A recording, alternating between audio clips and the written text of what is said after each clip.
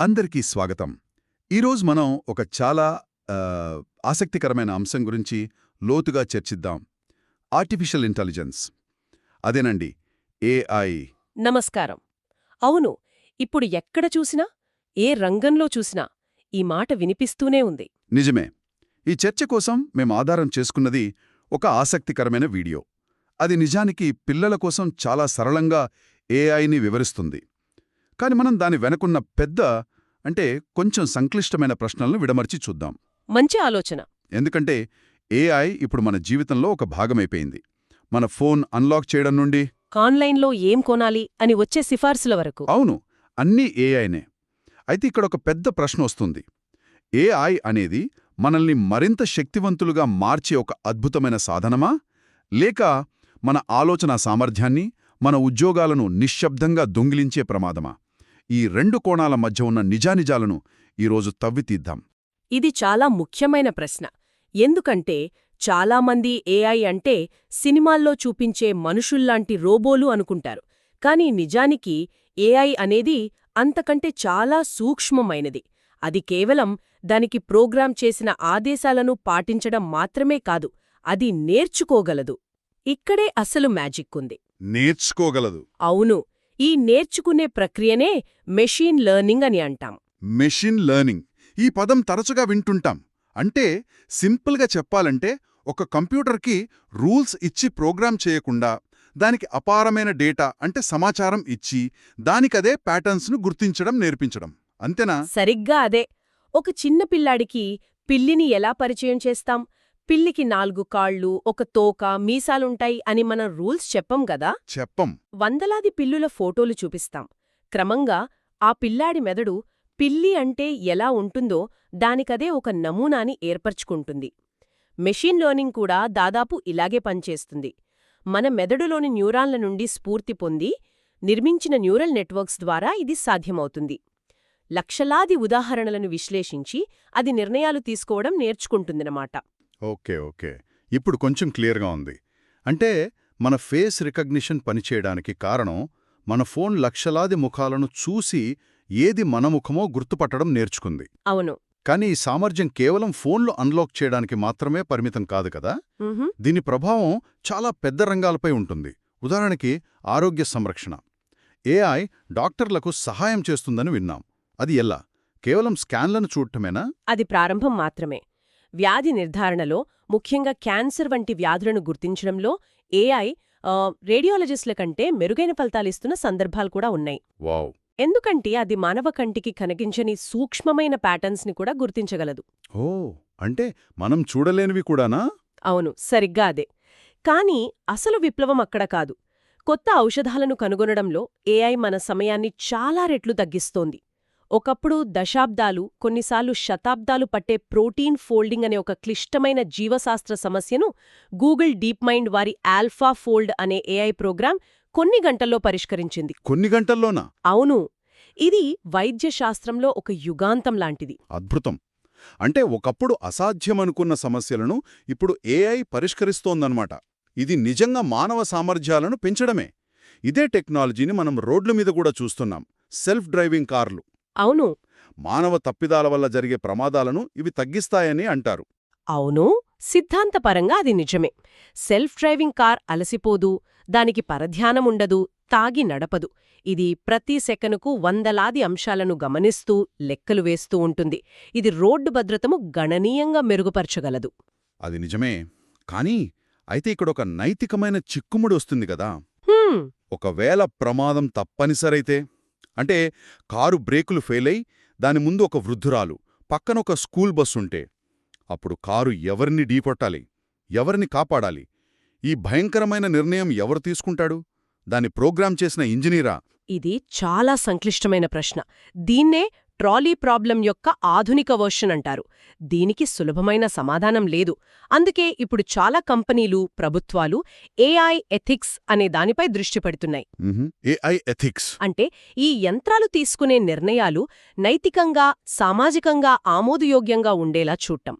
ఆ కారు తీసుకునే నిర్ణయం దాని తయారు చేసిన కంపెనీ విలువలపై ఆధారపడి ఉంటుంది. అది చాలా సున్నితమైన విషయం. అంటే ఏఐ ఎంత తెలివైనదైనా దాని వెనుక ఉన్న నైతికత మాత్రం మనదే.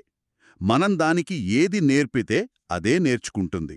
ఇక్కడే బహుశా ప్రమాదం కూడా పొంచి ఉందేమో అనిపిస్తోంది. ఎలా? మనం టెక్నాలజీపై అతిగా ఆధారపడటం మొదలుపెడితే ఏమవుతుంది? మొన్నటికి మొన్న నా ఫోన్లో జీపీఎస్ పనిచేయకపోతే రోజూ వెళ్లే మా ఇంటికే దారి మర్చిపోయేలా ఉన్నాను. ఇది చిన్న విషయమే కావచ్చు, కానీ ఇది ఒక పెద్ద సమస్యకు సంకేతమేమో. అది చిన్న విషయం కానే కాదు. మీరు చాలా ముఖ్యమైన పాయింట్లు లేవనెత్తారు. దీన్ని కాగ్నిటివ్ ఆఫ్లోడింగ్ అంటారు. Cognitive offloading. అవును. అంటే మన మెదడు చేయాల్సిన పనిని మనం ఒక పరికరానికి అప్పగించడం. ఒకప్పుడు మనం పదుల సంఖ్యలో ఫోన్ నంబర్లు, దారులు గుర్తుపెట్టుకునేవాళ్లం. నిజమే. లెక్కలు వేయడానికి మెదడును ఉపయోగించేవాళ్లం. ఇప్పుడు ఆ పనులన్నీ మన స్మార్ట్ ఫోన్ చేస్తోంది. దీనివల్ల మన మెదడుకు వ్యాయామం తగ్గుతోంది. మన జ్ఞాపకశక్తి, సమస్యలను పరిష్కరించే సామర్థ్యం నెమ్మదిగా బలహీనపడే ప్రమాదముంది. అంటే టెక్నాలజీ మనల్ని తేలిగా మారుస్తుందనుకుంటే అది మనల్ని సోమరులుగా, ఆలోచన రహితులుగా మార్చే అవకాశం కూడా ఉందన్నమాట. కరెక్ట్. ఇది వ్యక్తిగత స్థాయిలో. మరి సామాజిక స్థాయిలో దీని ప్రభావం ఎలా ఉంటుంది? ముఖ్యంగా ఉద్యోగాల విషయంలో. ఆటోమేషన్ వల్ల ఉద్యోగాలు పోతాయనే భయం ఎప్పటినుంచో ఉంది. ఏఐ దీన్ని మరింత తీవ్రతరం చేస్తుందా? ఖచ్చితంగా. ఇది ఏఐ గురించిన అతిపెద్ద ఆందోళనలలో ఒకటి. గతంలో ఆటోమేషన్ శారీరక శ్రమ చేసే ఉద్యోగాలను, అంటే ఫ్యాక్టరీ కార్మికుల లాంటి వారిని భర్తీ చేసింది. కాని ఏఐ ఇప్పుడు తెల్ల కాలర్ ఉద్యోగాలను, అంటే మానసిక శ్రమతో కూడిన పనులను కూడా భర్తీ చేయగలదు. అంటే డేటా ఎంట్రీ, కస్టమర్ సర్వీస్ వంటివా? అవి మాత్రమే కాదు, అకౌంటింగ్, చివరికి జర్నలిజం, కోడింగ్ వంటి రంగాల్లో కూడా ఏఐ ప్రభావం ఇప్పుడు కనిపిస్తోంది. పునరావృత్తమయ్యే, ప్యాటర్న్ ఆధారిత పనులు ఏవైనా సరే వాటిని ఏఐ మానవుల కంటే వేగంగా, ఖచ్చితంగా చేయగలదు. ఓహ్! ఇది సరిగా నియంత్రించకపోతే సామూహిక నిరుద్యోగానికి దారితీయవచ్చు. ఇది వింటుంటే కొంచెం భయంగా ఉంది. మరి దీనికి పరిష్కారమేమిటి? టెక్నాలజీ అభివృద్ధిని ఆపలేం కదా. ఈ మార్పుకు మనం ఎలా సిద్ధం కావాలి? ఇది చాలా పెద్ద సవాలు. దీనికి ఒకే ఒక్క సమాధానం లేదు. నిపుణులు కొన్ని మార్గాలను చర్చిస్తున్నారు. ఒకటి రీస్కిల్లింగ్ మరియు అప్స్కిల్లింగ్, అంటే ప్రస్తుతమున్న ఉద్యోగులకు కొత్త నైపుణ్యాలను నేర్పించడం. ముఖ్యంగా ఏఐతో కలిసి పనిచేయగల నైపుణ్యాలనా? అవును. ఏఐని ఒక పోటీదారుడుగా కాకుండా ఒక సహాయకుడుగా చూడటం నేర్పించాలి. 2 విద్యా వ్యవస్థలో మార్పులు తీసుకురావడం. బట్టీపట్టే చదువులకు బదులుగా విమర్శనాత్మక ఆలోచన, అంటే క్రిటికల్ థింకింగ్, సృజనాత్మకత, భావోద్వేగ మేధస్సు వంటి వాటికి ప్రాధాన్యత ఇవ్వాలి. ఎందుకంటే ఇవి యంత్రాలు అంత సులభంగా అనుకరించలేని మానవ నైపుణ్యాలు. అంటే యంత్రాలు చేయలేని పనులను మనం చేయడంపై దృష్టి పెట్టాలన్నమాట. కొన్ని దేశాలలో యూనివర్సల్ బేసిక్ ఇన్కమ్, అంటే యూబీఐ లాంటి ఆలోచనలు కూడా చర్చకు వస్తున్నాయి కదా. అవును, వస్తున్నాయి. ఉద్యోగం కోల్పోయిన వారికి కనీస ఆదాయాన్ని అందించడం లాంటివి. అవును. యూబీఐ అనేది ఒక ప్రయోగాత్మక ఆలోచన. దాని సాధ్యాసాధ్యాలపై పెద్ద చర్చ జరుగుతోంది. ఏఐ వల్ల వచ్చే అపారమైన ఉత్పాదకత లాభాలను సమాజానికి తిరిగి పంచడం దాని వెనుక ఉన్న ప్రాథమిక ఆలోచన. అయితే ఇవన్నీ కేవలం ఆర్థిక పరిష్కారాలు. అసలు ప్రశ్న ఏమిటంటే, పని లేదా ఉద్యోగం లేని ప్రపంచంలో మానవునికి అర్థం, ప్రయోజనం ఎక్కడ దొరుకుతాయి? ఇది ఆర్థిక సమస్య కంటే పెద్ద తాత్విక ప్రశ్న. నిజమే. ఏఐ ఇంత శక్తివంతమైనది, ఇంత వేగంగా అభివృద్ధి చెందుతోంది అంటున్నాం. అసలు ఈ ప్రయాణం ఎక్కడ మొదలైందో అనిపిస్తుంది. కేవలం కొన్ని దశాబ్దాల క్రితం ఒక కంప్యూటర్తో చెస్ ఆడించడమే ఒక పెద్ద అద్భుతం. అవును, అక్కడే అంతా మొదలైంది. 1950లలో కొంతమంది శాస్త్రవేత్తలు ఒక యంత్రాన్ని ఆలోచించేలా చేయగలమా అని కలలు కన్నారు. అందులో భాగంగానే చెస్ ఆడటానికి మొదటి కంప్యూటర్ ప్రోగ్రాంలను రాశారు. అది కేవలం ఒక ఆట కాదు, అది ఒక మేధోపరమైన సవాలు. ఒక యంత్రం వ్యూహాత్మకంగా ఆలోచించగలదా అని పరీక్షించడానికి. సరిగ్గా. దానికి చెస్ ఒక సరైన వేదికగా మారింది. ఆ ప్రయాణంలో అతిపెద్ద మైలురాయి బహుశా 1997లో వచ్చిందేమో. ఐబిఎం వారి డీప్ బ్లూ సూపర్ కంప్యూటర్ అప్పటి ప్రపంచ చెస్ ఛాంపియన్ గ్యారీ కాస్పరోవ్ను ఓడించడం.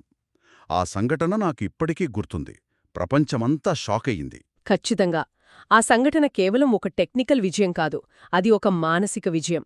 అప్పటివరకు చెస్ అనేది మానవ మేధస్సు, సృజనాత్మకత, అంతర్దృష్టికి ప్రతీకగా ఉండేది.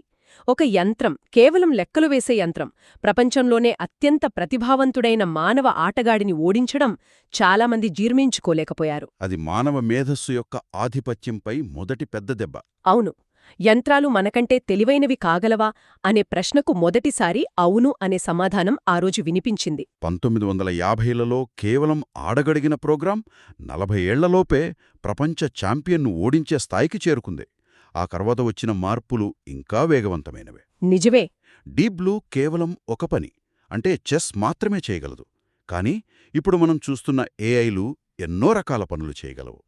కవితలు రాయగలవు, చిత్రాలు గీయగలవు, సంగీతాన్ని స్వరపరచగలవు. అవును. ఆ సంఘటన తర్వాత ఏఐ పరిశోధన, అభివృద్ధి మరింత వేగం పుంజుకున్నాయి. ఇప్పుడు మనం చూస్తున్న స్మార్ట్ అసిస్టెంట్లు, సెల్ఫ్ డ్రైవింగ్ కార్లు, ఆల్ఫా ఫోల్డ్ వంటివి అన్నీ ఆ పునాదుల మీద నిర్మించబడినవే. కాస్పరోవును ఓడించిన రోజు ఏఐ తన బాల్యాన్ని దాటి యవ్వనంలోకి అడుగుపెట్టిన రోజుగా చెప్పవచ్చు. కాబట్టి ఈ మొత్తం చర్చ నుండి మనం గ్రహించాల్సిన ముఖ్య విషయాలను ఒకసారి చూద్దాం. ఆర్టిఫిషియల్ ఇంటెలిజెన్స్ అనేది ఒక శక్తివంతమైన, రెండు వైపులా పదునున్న కత్తిలాంటిది. ఒకవైపు వైద్యం, శాస్త్ర పరిశోధన, రవాణా వంటి రంగాలలో మానవాళి ఎదుర్కొంటున్న కొన్ని అతి పెద్ద సమస్యలను పరిష్కరించగల సామర్థ్యం దీనికుంది. మరోవైపు మనం దానిపై అతిగా ఆధారపడితే మన ఆలోచనా సామర్థ్యం తగ్గిపోయే ప్రమాదముంది. అంతేకాకుండా ఇది ఉద్యోగ నష్టాలకు, సామాజిక అసమానతలకు దారితీసే అవకాశం కూడా ఉంది. అవును. కాబట్టి మనం కేవలం టెక్నాలజీని అభివృద్ధి చేయడంపైనే కాకుండా దానిని నైతికంగా, బాధ్యతాయుతంగా ఎలా ఉపయోగించాలనే దానిపై కూడా అంతే దృష్టి పెట్టాలి. సరిగ్గా చెప్పారు. లాభనష్టాలను బేరీజు వేసుకుని మానవాళి శ్రేయస్సు కోసం దీనిని ఎలా వాడుకోవాలనే దానిపై దృష్టి పెట్టాలి. చివరకు ఇది మన చేతుల్లోనే ఒక సాధనం మాత్రమే. ఈ చర్చను ముగించే ముందు వినేవారి కోసం ఒక ఆలోచనను వదిలివెళ్లాలనుకుంటున్నాను. మనం యంత్రాలకు నేర్చుకోవడం ఎలాగో నేర్పుతున్నా ఈ అద్భుతమైన తరుణంలో మన కోసం మనం ఆలోచించడం ఎలా మర్చిపోకుండా ఉండాలనేది చాలా ముఖ్యమైన ప్రశ్న. టెక్నాలజీ మనకు సహాయపడాలి, కానీ మన స్థానాన్ని అది తీసుకోకూడదు.